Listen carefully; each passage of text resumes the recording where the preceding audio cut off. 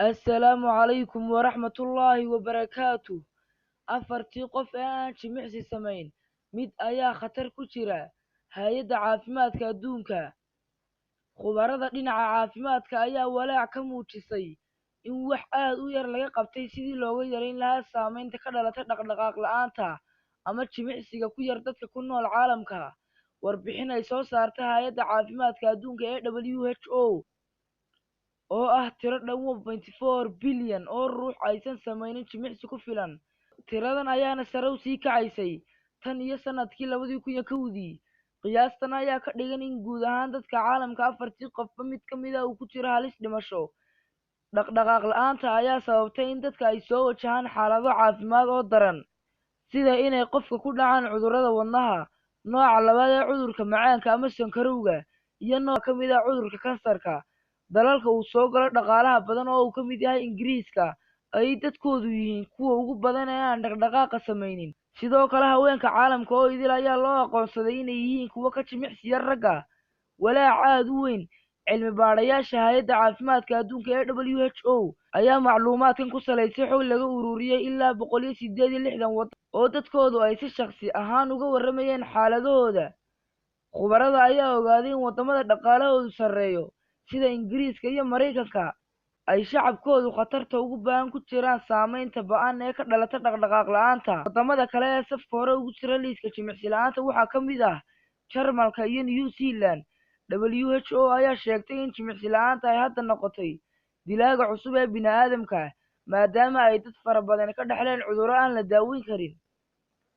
waxa ay sidoo kale saamayn ballaadhan ku yeelatay waqtiga uu qofku noolaan karo, waxaana ay sheegeen inay keenayso cimri degdeg aad u heer sarreeya.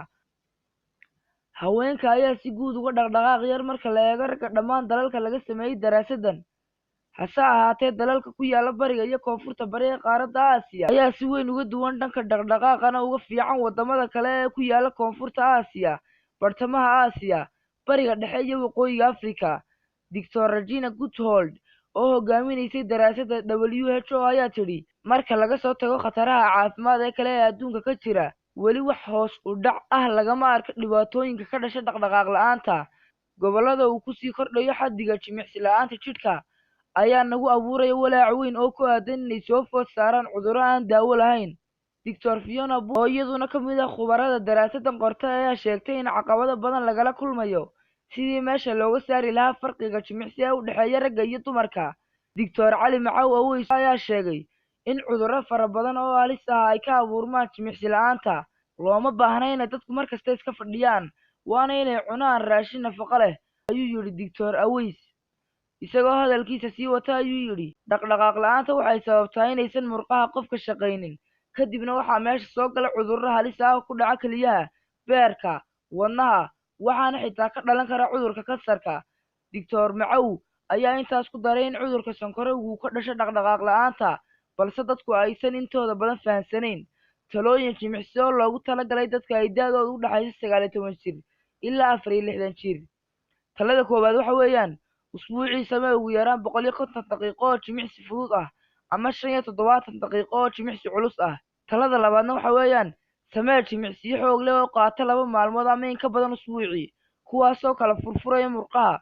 talada saddexaadna waxa weeyaan iska jooji fadhiga badan, beddelkiisana geli dhaqdhaqaaqyo sahlan. waa maxay jimicsiga fudud?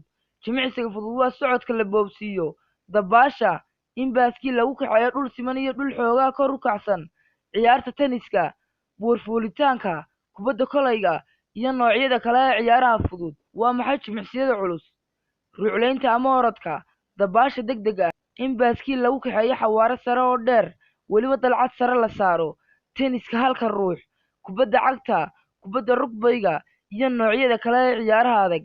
dalalka ay dhaqdhaqaaq la'aanta heerka ugu sarreeya ka joogta ayaa kala ah Kuwait 67%, Sacuudiga 53%, Ciraaq 52%. dalalka ugu hooseeya ee dhaqdhaqaaqoodu uusan heer xun joogin waxaa ka mid ah Uganda and Mozambique 6%. khubarada ayaa dowladda dalkaas ku booriyey inay dadaallo u sameeyaan sidii halistaas wax looga qaban lahaa. Dr. Melody Ding oo ka tirsan jaamacadda Sydney oo isagu aan daraasaddan ka qayb qaadanin ayaa sheegay in diiradda la saaray sare u qaadista dhaqaalaha ayna taas beddeshay hannaanka nolosha bini'aadamka. Dr. Mike Brannan oo hogaamiyaha hay'adda u dhaqdhaqaaqda jimicsiga dadweynaha ee dalka Ingiriiska isaguna ka dhawaajiyay in natiijada laga soo saaray daraasaddan ay muujinayso sida loogu jiro khatarta. Intaas ayaan kusoo koobaynaa maanta mawduuceennii. Wassalaamu calaykum waraxmatullaahi wabarakaatuh.